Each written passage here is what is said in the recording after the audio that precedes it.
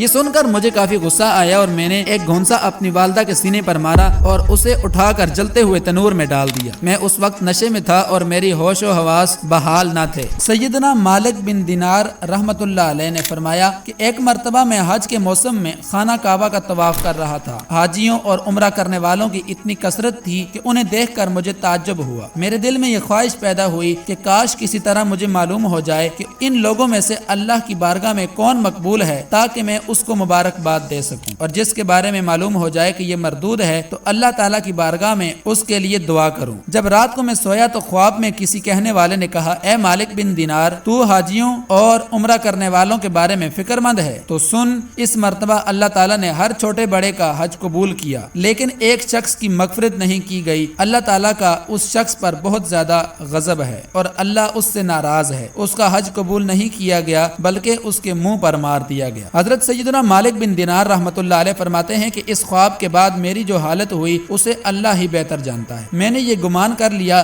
کہ وہ مغضوب شخص شاید میں ہی ہوں اور اللہ مجھ سے ناراض ہے۔ میں بہت پریشان رہا، سارا دن اسی غم اور فکر میں گزر گیا۔ پھر دوسری رات تھوڑی دیر کے لیے میری آنکھ لگی تو پھر مجھے اسی طرح خواب نظر آیا اور ایسی ہی غیبی آواز سنائی دی، اور خواب میں اس دفعہ یوں کہا گیا کہ اے مالک بن دینار، تو وہ نہیں ہے جس کا ذکر کیا جا رہا ہے، بلکہ وہ تو خراسان کا ایک شخص ہے جو بلخ شہر میں رہتا ہے۔ اس کا نام محمد بن ہارون بلخی ہے۔ اللہ تعالیٰ اس سے ناراض ہے، اس کا حج مردود ہے اور اس کے منہ پر مار دیا گیا ہے۔ سیدنا مالک بن دینار رحمت اللہ علیہ فرماتے ہیں کہ میں صبح خراسان سے آئے ہوئے حاجیوں کے قافلے میں گیا، انہیں سلام کیا اور ان سے پوچھا، کیا تم میں بلخ شہر کا کوئی رہنے والا ہے؟ انہوں نے کہا، ہاں، ہم میں بلخ کے رہنے والے کئی حاجی موجود ہیں۔ میں نے پھر پوچھا، کیا تم میں کوئی محمد بن ہارون بلخی ہے؟ انہوں نے کہا، مرحبا، اس نیک شخص کو کون نہیں جانتا، اس سے بڑھ کر عابد اور زاہد پورے خراسان میں کوئی نہیں ہے۔ مالک بن دینار رحمت اللہ علیہ فرماتے ہیں کہ مجھے ان لوگوں کی زبانی اس کی تعریف سن کر بڑا تعجب ہوا، کیونکہ خواب میں معاملہ اس کے برعکس تھا۔ بہرحال ان سے پوچھا، اس وقت وہ کہاں ہے؟ لوگوں نے کہا، وہ 40 سال سے مسلسل روزے رکھ رہا ہے اور ساری رات عبادت میں گزار دیتا ہے۔ اگر تم اسے تلاش کرنا چاہتے ہو تو مکہ مکرمہ کے کسی ٹوٹے پھوٹے مکان میں تلاش کرو، وہ ایسی ہی جگہ رہتا ہے۔ ان لوگوں سے یہ معلومات حاصل کرنے کے بعد میں مکہ شریف کے ویران علاقوں کی طرف گیا اور ابن ہارون کو ڈھونڈنے لگا۔ بلا آخر ایک دیوار کے پیچھے میں نے اس شخص کو دیکھا۔ میں نے جان لیا کہ یہی ابن ہارون ہے۔ اس کی حالت یہ تھی کہ اس کا سیدھا ہاتھ کٹا ہوا تھا اور اس کی ہاتھ کی ہڈی میں سوراخ کر کے زنجیر ڈالی گئی تھی۔ ابن ہارون نے اپنے کٹے ہوئے ہاتھ کو زنجیر کی مدد سے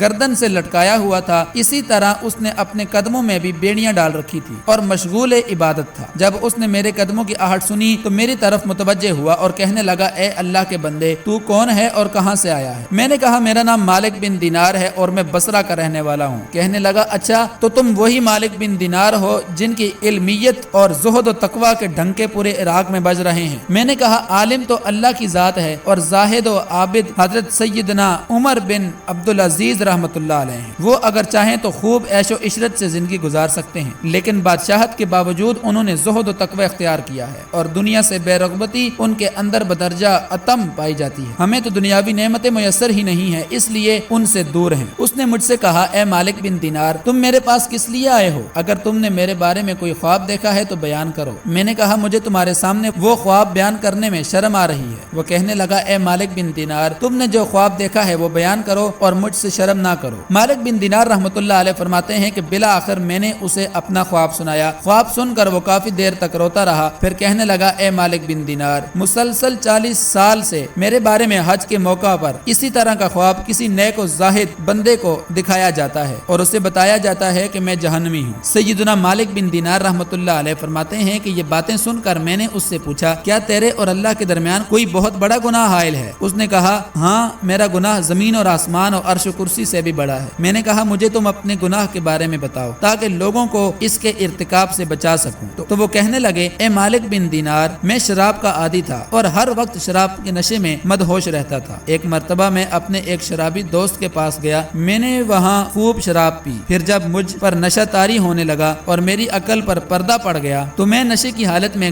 گرتا پڑتا اپنے گھر پہنچا اور دروازہ کھٹکھٹایا۔ میری زوجہ نے دروازہ کھولا، میں گھر گھر کے اندر داخل ہوا تو میری والدہ تنور میں آگ جلا کر لکڑیاں ڈال رہی تھی اور ساتھ ہی آگ خوب بھڑک رہی تھی۔ جب میری والدہ نے مجھے نشے کی حالت میں دیکھا تو میری طرف اٹھی، میں لڑکھڑا کر گرنے لگا تھا تو انہوں نے مجھے تھام لیا اور کہنے لگی آج شعبان المعظم کی آخری تاریخ ہے اور رمضان کی پہلی رات ہے، لوگ صبح روزہ رکھیں گے اور تیری صبح اس حالت میں ہوگی کہ تو شراب کے نشے میں ہوگا، کیا تجھے اللہ سے حیا نہیں آتی؟ یہ سن کر مجھے کافی غصہ آیا اور میں نے ایک گھونسا اپنی والدہ کے سینے پر مارا اور اسے اٹھا کر جلتے ہوئے تنور میں ڈال دیا۔ میں اس وقت نشے میں تھا اور میری ہوش و حواس بحال نہ تھے۔ جب میری زوجہ نے یہ دردناک منظر دیکھا تو مجھے دھکیل کر ایک کوٹڑی میں بند کر دیا اور باہر سے کنڈی لگا دی تاکہ پڑوسی میری آواز نہ سن سکیں اور انہیں معاملے کی خبر نہ ہو۔